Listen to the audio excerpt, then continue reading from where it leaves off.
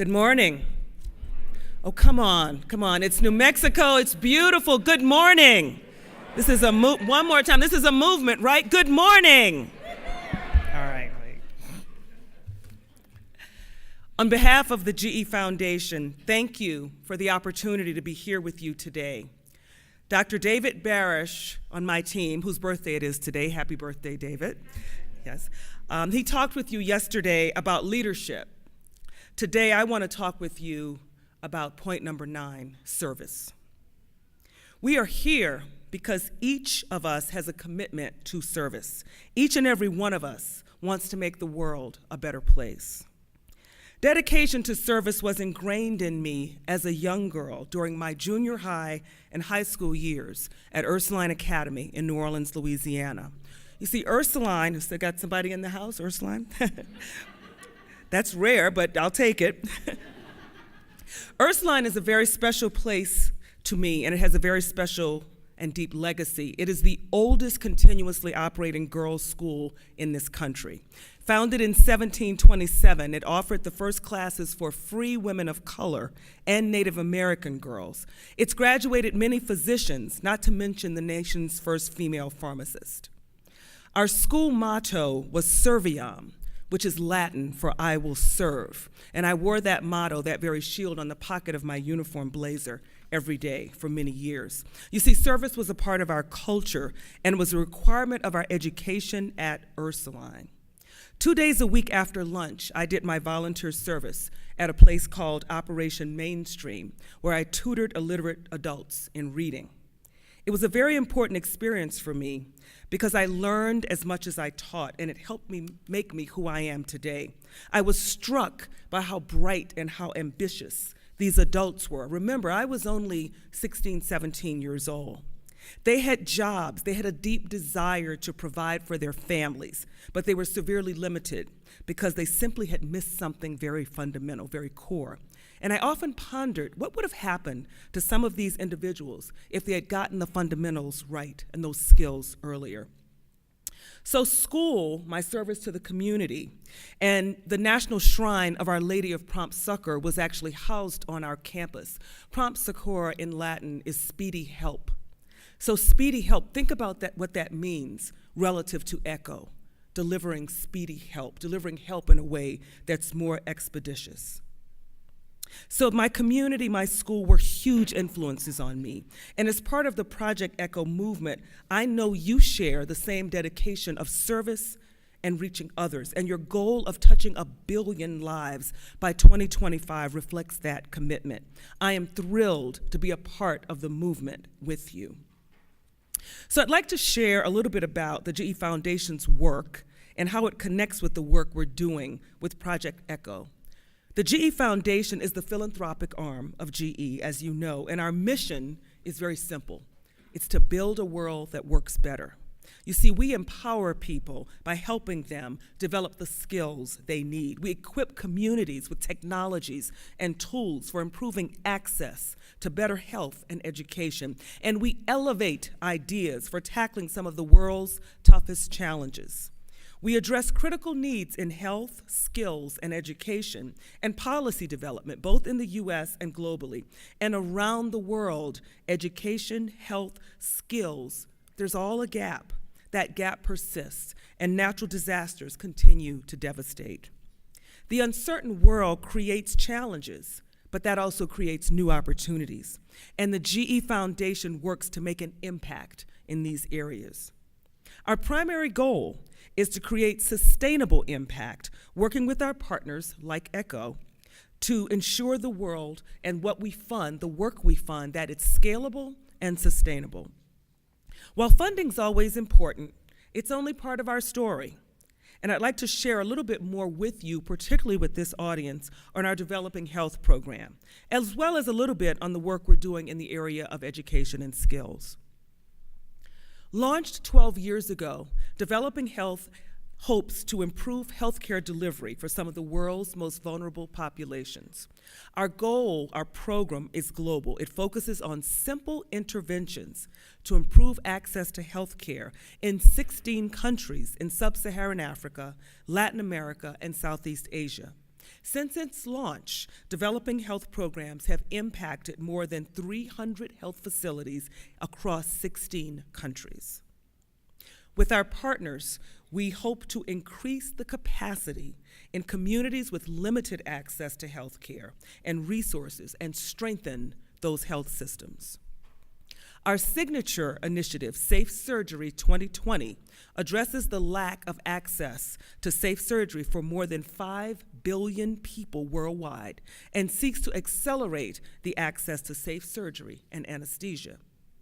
Over the years, we've worked with more than 160 community health centers and 42 cities to improve the access to care. We want to reduce patient wait times. We want to ensure that patients actually see their doctors. We've learned a great deal from working with these centers in the community.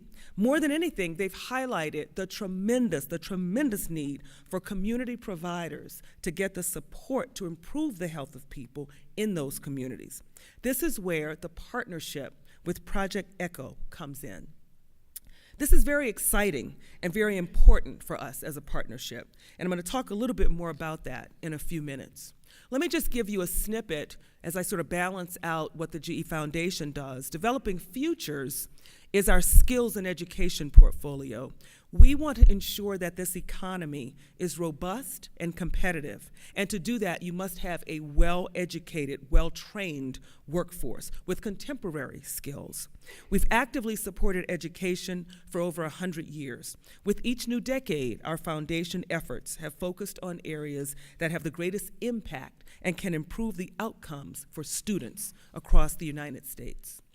We are increasing our focus on skill development, not just K-12 education, but skill development, really having the skill to get a job. It's great to graduate high school. It's not great if you graduate and you can't get a job. What are the skills that you need to propel your career choice, whatever it may be, in the future? Those careers could be in advanced manufacturing, science, technology, math.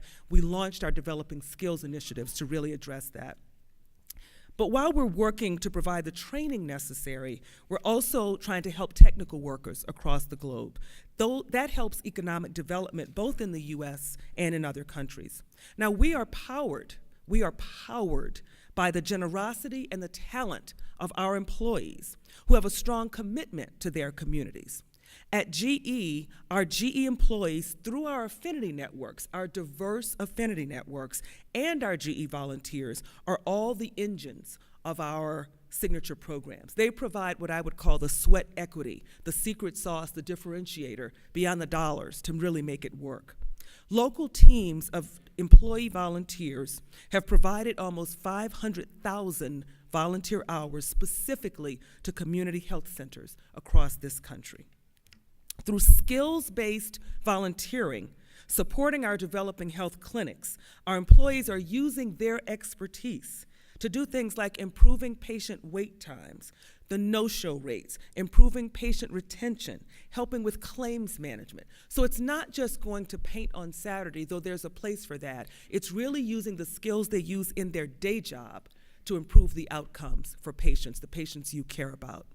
They've trained over 2,200 health center employees on leadership skills and improvement science. In all of our partnerships, the GE Foundation strives to provide simple but impactful solutions to complex problems.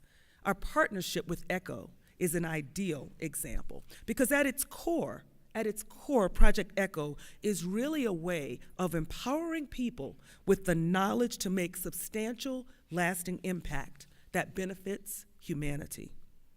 The question for us was, what could we do to better support the community providers? And the answer was Project ECHO. Because Project ECHO is a perfect partner for us on so many levels, as you might think, as I've talked about what we do and what we bring to the table. We began working with Project ECHO in 2012 to prototype a new model of integrated primary and behavioral health care services at community health centers here in New Mexico. And we were so encouraged by what we saw that we decided to take a giant leap forward and support the spread of Project ECHO nationally to support the movement. You see, we are convinced that community providers are really the key to improving healthcare access, and that Project ECHO is the key to bringing new knowledge to community providers when and where they need it most. It is, in a word, transformational. And we are at the GE Foundation seeking nothing less than the complete transformation of our healthcare system, because we believe strongly, and I know you believe it with me, that everyone should have access to the healthcare they need, regardless of where they live.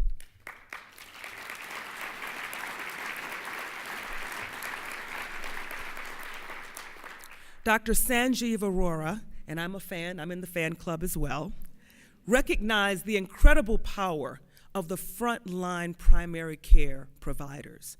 And through Project ECHO, he figured out how to deliver them what they needed most, the right knowledge at the right place at the right time. Project ECHO is the result of a very smart physician who simply had a need. How many times do we simply have a need and we don't take the time to put forward the thought around, well, what can we really do to address that? Dr. Sanjeev Arora did that. He knew that he could not meet the demands. He simply did not have the human capacity to meet the demands of the sheer volume of patients who needed his access, who needed specialty care and his expertise. And driven by a desire to make the world better, he decided to do something about it. Dr. Sanjeev is a force multiplier. He's a force multiplier. And his brainchild, Project ECHO, is helping people now all over the world get health care to live stronger, healthier lives. That, too, is what the GE Foundation is about, and that's the reason why we are so committed to not only supporting but expanding this model, not only across the United States, but with the goal of dramatically increasing the number of community health centers participating. This will enable millions more people in rural and underserved communities get the health care they need by empowering every person on the healthcare team, every person on the team, to work at top capacity and top efficiency. The ECHO model creates not just new capacity, but exponentially greater capacity. All of a sudden, we have kids in Cloudcroft, New Mexico, who no longer have to travel 5 hours each way to see a specialist in Albuquerque for their type 1 diabetes. Instead, they can see a provider right in their town or in a neighboring town. They can get the help they need for diabetes to control it day to day while they go to school, while they play with their friends, while they are able to lead normal lives. All of a sudden, on Chicago's South Side, we have African American men whose hypertension is being treated and women whose breast cancers are being detected early enough to save their lives. And all of a sudden, we have people all over the world, from rural Nevada to remote villages in India, getting high-quality treatment for hepatitis C, for HIV, for mental illness, and for a myriad of other health problems. Because, of course, Project ECHO isn't just about the U.S., it's a worldwide movement, as you've said today. The beauty of it is that what works here in New Mexico can also work in India, in Ireland, and in Uruguay. Dr. Sanjeev Arora's vision, the power of force multiplication, has indeed become a movement. This awesome, transformative movement will touch 1 billion lives. It will change healthcare as we know it today, and it will make the world a better place. To use the GE phrase, it will help build a world that works better. So I ask you, as I asked our team and as our team asked me, where else could we have found a better partner? How could we not be a part of this incredible and amazing movement? We are proud and we are honored to be a part of ECHO. Here with you today in Albuquerque. We're also with you in Seattle, Washington. We're with you in Miami. We're with you in Albuquerque. We're with you in Uruguay. We're with you in Texas, and we're with you in Florida. We're with you in India. We're with you in Canada. Together, we are changing the world to make it better for everyone. Thank you, thank you, thank you to each of you for your partnership, and most importantly, for your commitment to service. Thank you.